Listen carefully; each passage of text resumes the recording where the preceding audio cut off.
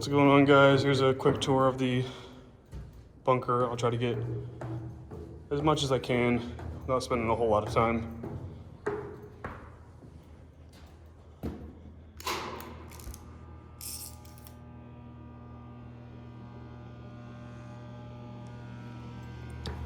We're roughly 60 feet below ground right now. I know a lot of you thought the 1 mile since driven. It's pretty funny.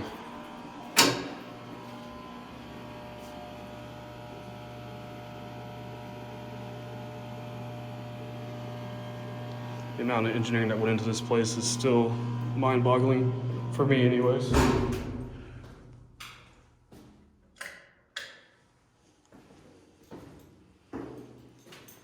This is the gear and motor setup, control setup for the blast valves. Here's a decontamination shower. Water to this building has been shut off. It's been shut off for several years now. Electricity is still owned. Yes, it's still owned and operated by AT&T. It was built under Southwestern Bell, I believe, in the early 60s. The blueprints I have say 62 on them, so, which is about the time they started building all these. This is one of the larger ones though, at 50,000 square feet. Here's the first air handler room, and of course you got all the blast valves back there. I'll give you guys a little close-up of those. Those are pretty neat.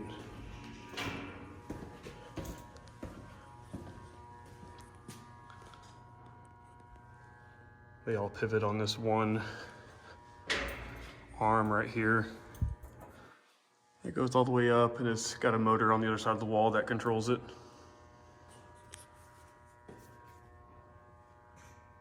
But you can kind of see the details of how it was set up. Looks like when it closes, it locks into place right here.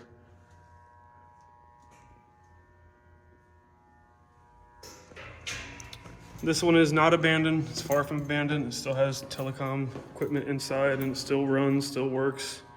It's obviously no longer a microwave communication place, but it is still a long-range bunker.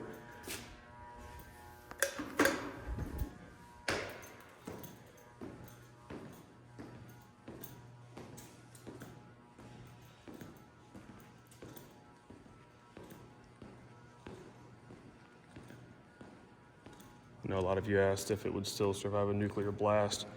I would say yes, but the fallout would get you, because none of the blast valves work or anything, so everything has pretty much been shut down as far as the facility goes, minus the power. There's a frame back there, got all your wiring. I know a lot of you liked this old flashlight last time I showed it, from 1980.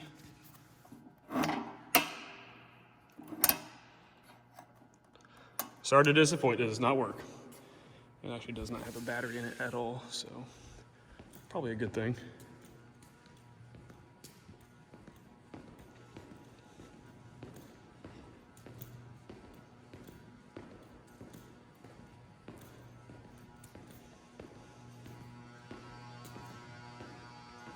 Here's some of the generator tools they used to start the generator. I'm guessing probably perform some basic maintenance on it. And here are the ATSs, or automatic transfer switches. This one on the right works fine. This one on the left stopped auto transferring, so that was kind of part of the reason why they decommissioned the generators back in 2002, is because one ATS stopped working and engine A blew an oil line, which they end up having to transfer over to engine B just to have some power. But these are two Superior 500 kW generators, fairly large. They're about 8 foot tall. Sorry for the poor video quality. I'm trying to use my flashlight on my other phone. There's no lights in here. I could get some lights, but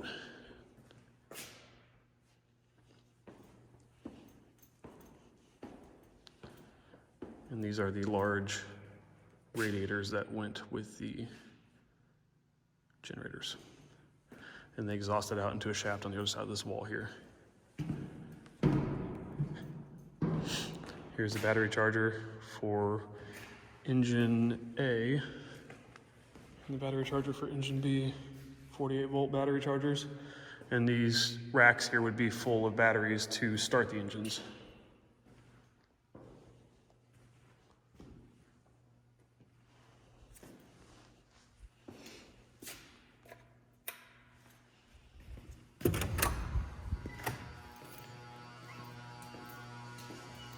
Some of you asked what that buzzing sound was in the last video.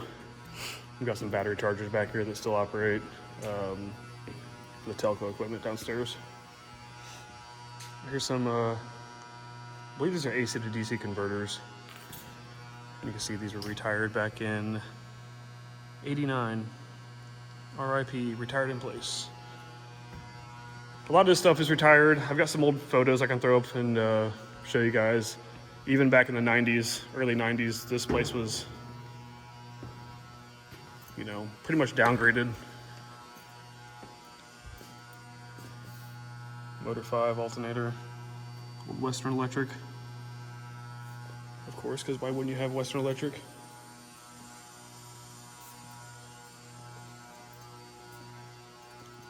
Big mammoth, and you can see my hand size. Compared to this, these things are huge, about 8 foot long from end to end.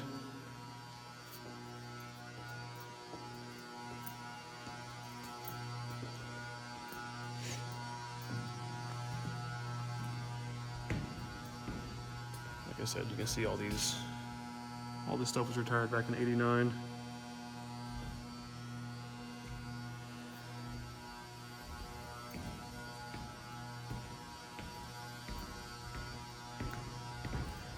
We'll go downstairs and I'll show you guys the kitchen.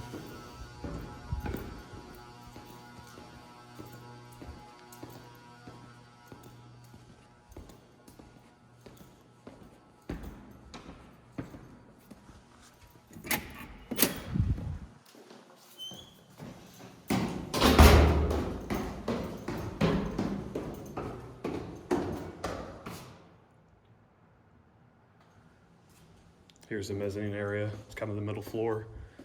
Here's the kitchen. I know a lot of you guys really like this Ratarange Amana microwave. I'm sure it still works. Don't really want to find out if it does. Still a lot of this hash brown mix and stuff in here. See if I can hold this with one hand. Not even opened. I know somebody mentioned the way Folgers was spelled back then. I'm not sure if it's any different now or not, but it does not look yummy. Some hash browns. It seems like this place was just kind of left. I know there's still quite a few, well, some techs that come here and work on some of the telco equipment, but seems like this place, they just got up and left. Here's the nuclear blast detector.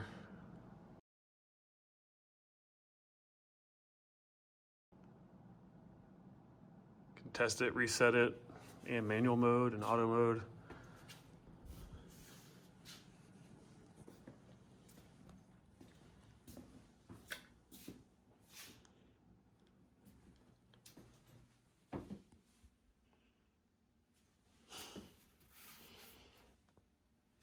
That's kind of cool.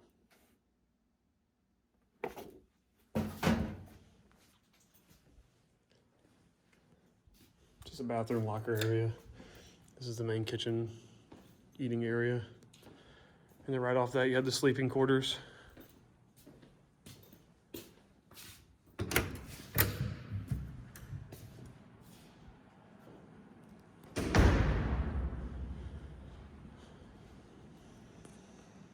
Here's that sign I showed you guys in the last video. Sleeps 38 cots. I'm guessing this was just like the sleeping area, storage area, or maybe that over there may have been the storage area. I'm not really sure. I know this place was manned 24/7 in certain shifts and things like that. Maybe there's some guys that can tell me more about it that have worked for AT&T that were around back then. I know quite a few of you have some stories to tell. That'd be kind of cool to hear. Let's go downstairs to the first floor.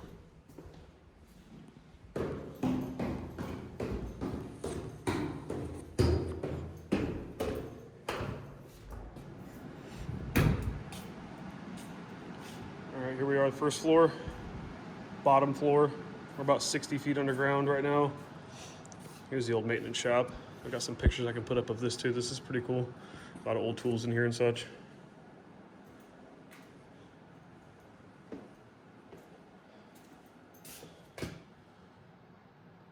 1994. Wouldn't we like some of these prices nowadays?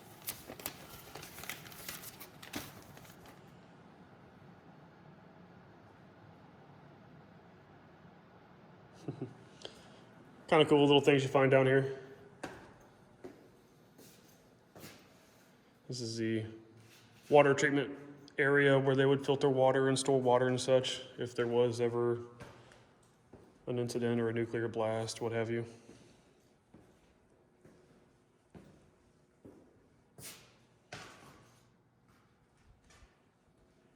Again, all this stuff has been decommissioned, turned off.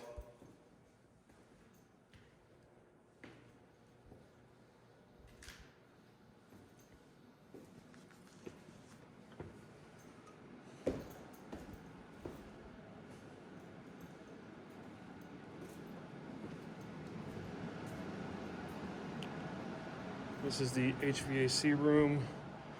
Got our big train chillers over here. They still have oil in them. Highly doubt they would run. Not sure if they've got any refrigerant left in them or not. But they've been kind of opened up and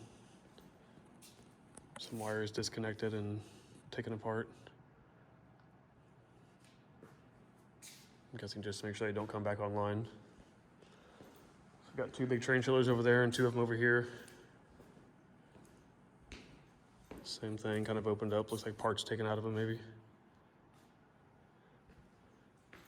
We've got our chilled water pumps over here. This one looked like it was taken out for some maintenance or for some repair and just kind of left.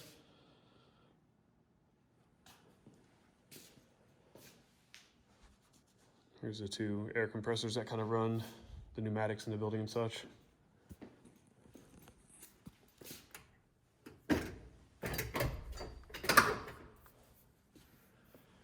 Big air handlers in here. I can actually just walk in and it's about 7 foot tall on the inside.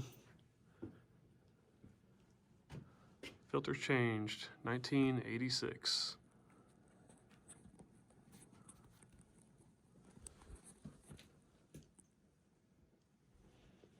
I'm sure these are some certain type of air filter, given that the kind of building it is. I'm sure someone could probably tell me some more information on those. I don't know a whole lot about that kind of stuff. Got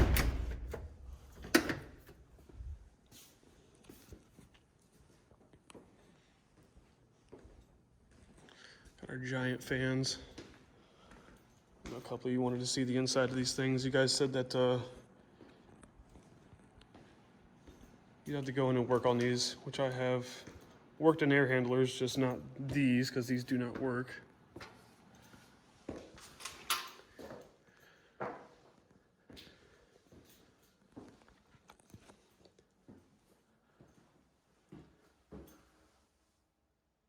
That's a big old carrier bearing. Huge fan blade. Nothing but copper coils and drip pans. It's kind of neat to see this stuff that was actually built and to last.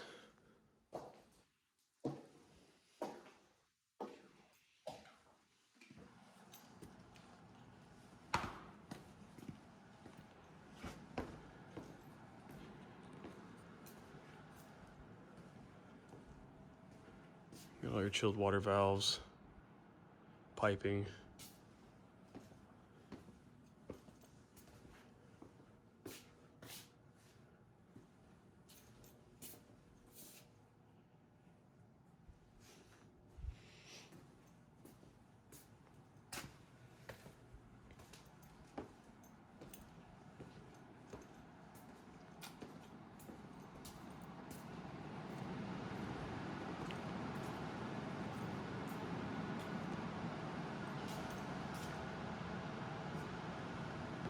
This is the map room, ERC room.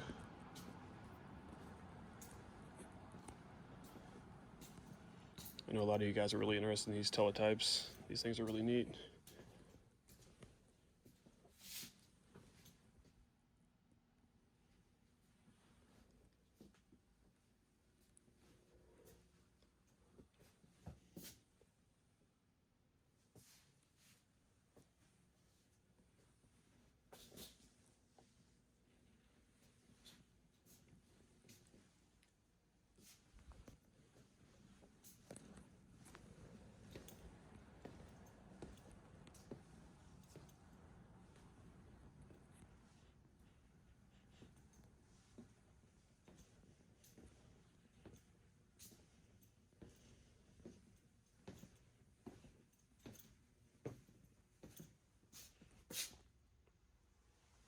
Some of these phones are pretty cool. I like these. These are kind of neat.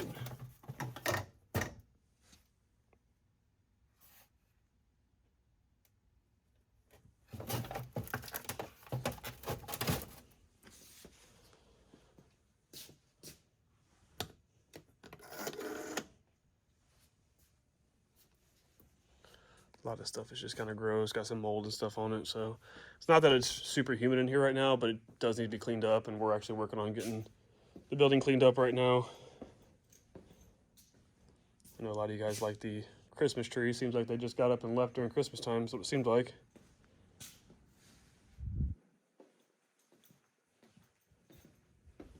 Shut some of these lights off. But yeah, all these back walls are just full of maps of long line across America.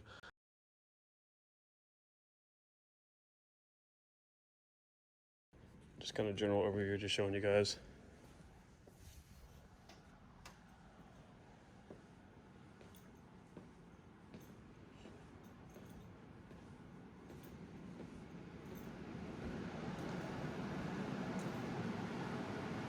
And here's a lot of the equipment, or where most of the equipment was when it was a microwave site.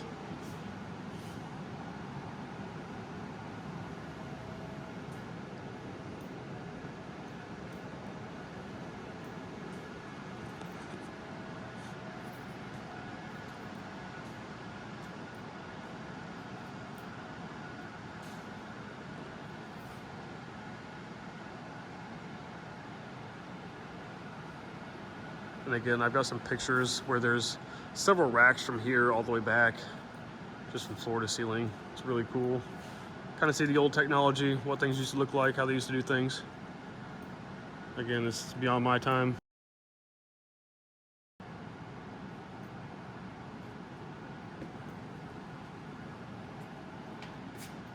All this stuff that was in pictures that I have is all retired. So it's been retired since at least the 90s, at least 1990 or so.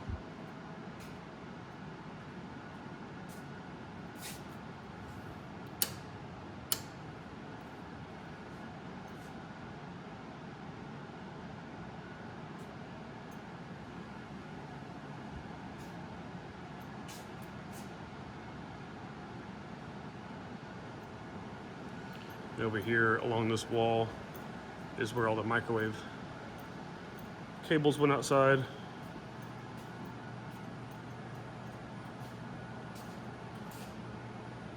So you've got Motorola up there,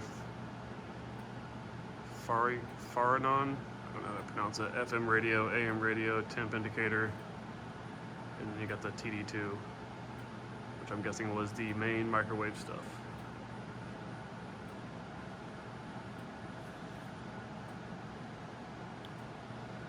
I used to go overhead here and it's all terminated.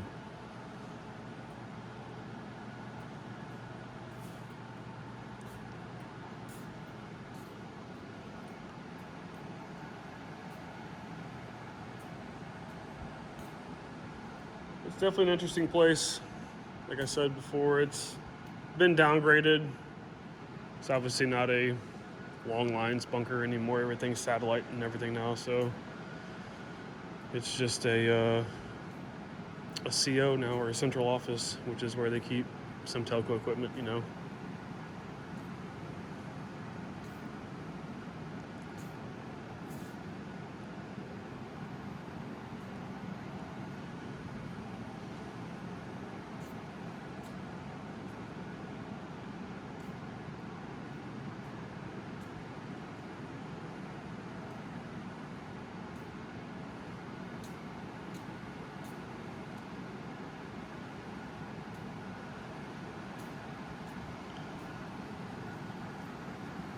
If there's anything you guys want to see up close or pictures of, just let me know. I'll try to edit this video and put some things in if you guys need or want to know about something.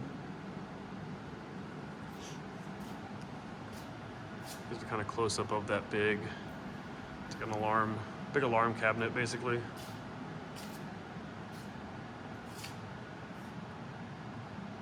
Pretty much everything was alarmed.